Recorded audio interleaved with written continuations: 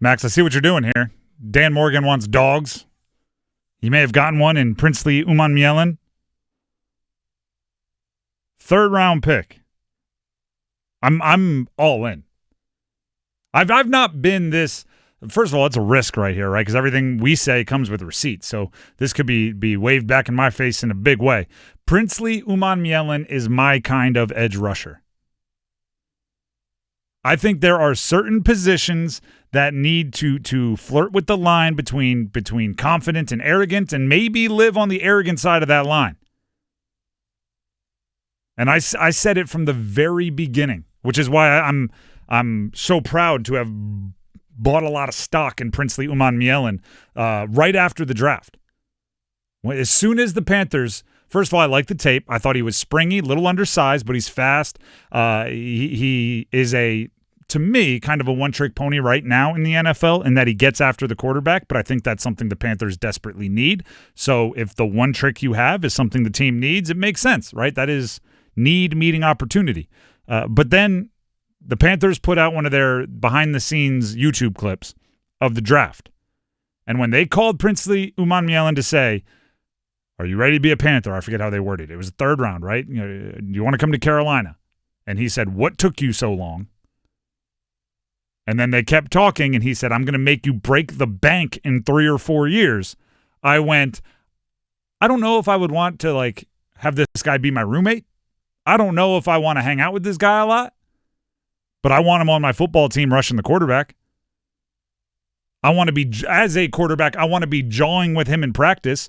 As a offensive lineman, I want him testing me during practice. And all he's done since then is, during the very, very, very short sample size that we've been given, he's lived up to the trash talk, and he's continued to talk trash.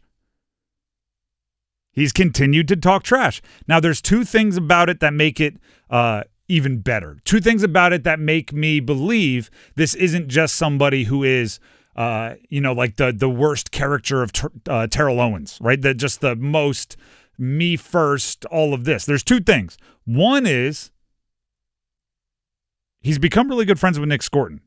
Nick Scorton, 2nd round pick, same position from the SEC, both all SEC, and they've worked out together. They've gotten to know each other, which tells me there is a kind of us against the world mentality. He does understand it is a team sport, and it's not all about you. It's about being on a dominant defense.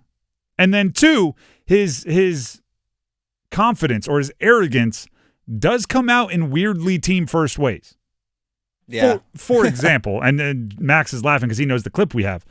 For example, he was on, what was this, like an unboxing stream? He was opening boxes. I don't know what it was originally from, but he's streaming something. It's like his own little personal in deal. his, apartment or something. I was going to say, my guess is it's fan, stuff to get autographed or just something. Streaming on Twitch or something. And he started looking in the chat, and people were talking about Ike Ekwonu. Now, Princely Umanmielen, over the first couple of days of practice, had beaten Ike Ekwonu for some high-profile sacks, right? One that he got in trouble for smacking the ball out of Bryce Young's hands. He strip-sacked Bryce. And then the next day, again, beat Ike Ekwonu on a everybody-watching sack.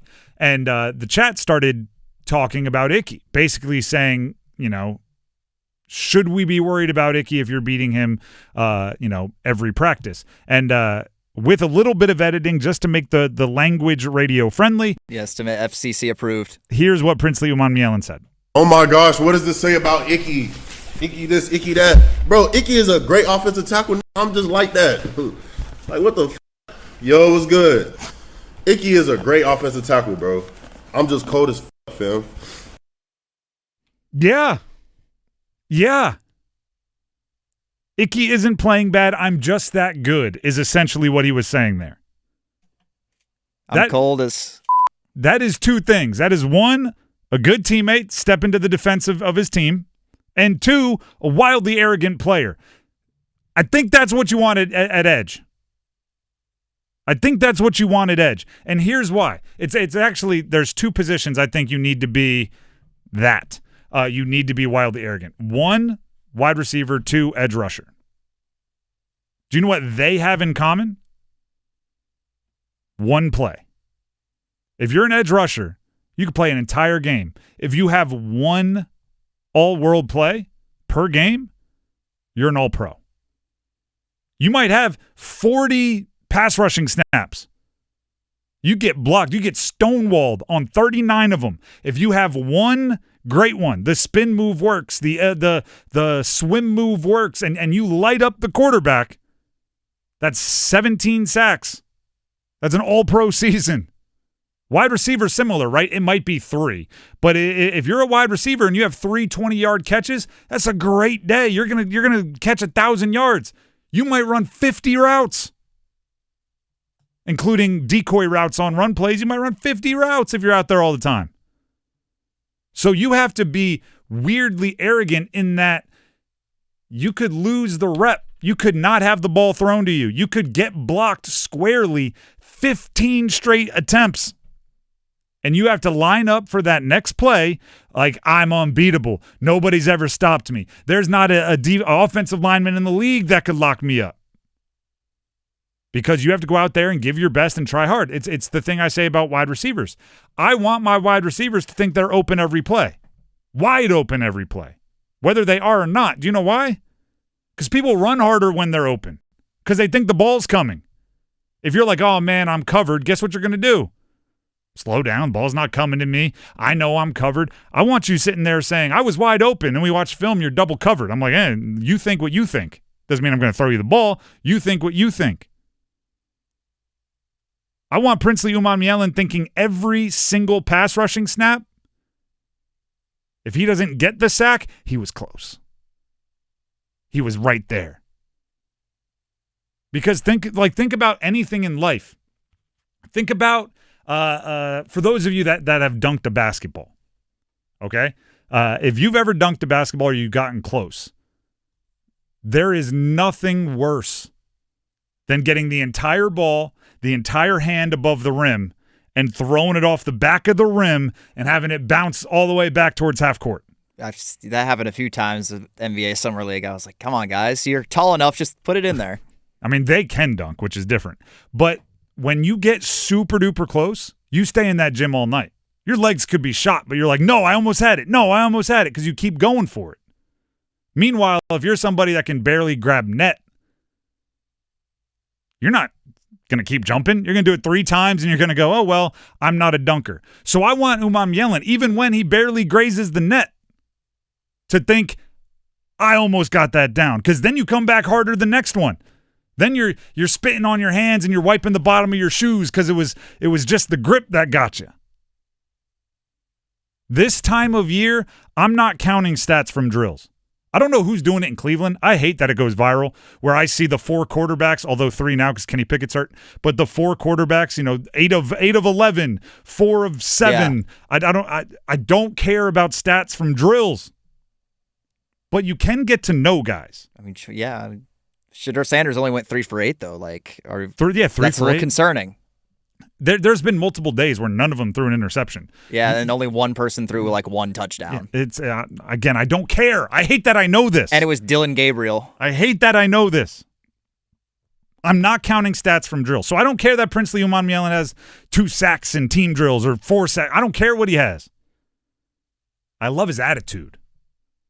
I love his attitude. And then I love that there is that sibling thing, which is like he can pick on Ike Ekwonu, but the moment somebody else does, he's coming to his defense. I love the attitude. I don't know if I've said this before, but I've thought it a lot. Nice guys finish with 7 sacks.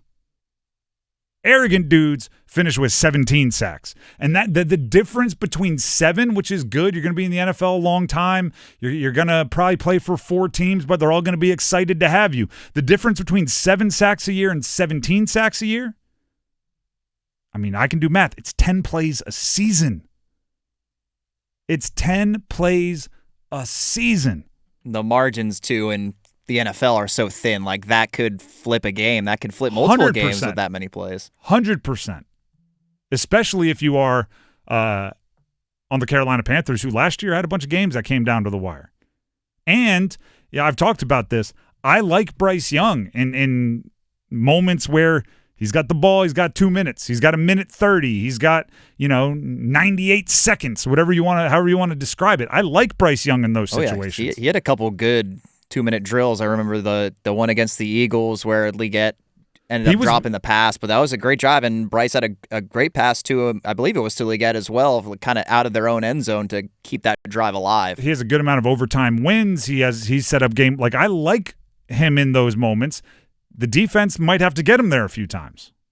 And if Princely Umanmielen can take a 2nd and 6 and turn it into a 3rd and 12, and now you're getting off the field and getting Bryce that opportunity, it could literally change losses to wins on 10 plays a year. I'm in. Oh, yeah. I'm in on Princely Umanmielen. Yeah, especially they won 5 games last year, and with a pretty objectively, worst defense statistically in the league, and they still managed to win 5 games. Even if it's for sure average, you got to figure there's a pretty good jump there. I've said this before. I just need them not in the bottom 10. Be the 22nd or better best defense, and I think this team, we're not talking playoffs or contending or anything. Although if you want to do it, go ahead. But I think you're easily hitting your over. You are easily taking the next step, and everybody is easily excited in Dave Canales and what he's building. But you need guys like Princely Umanmielen to step up.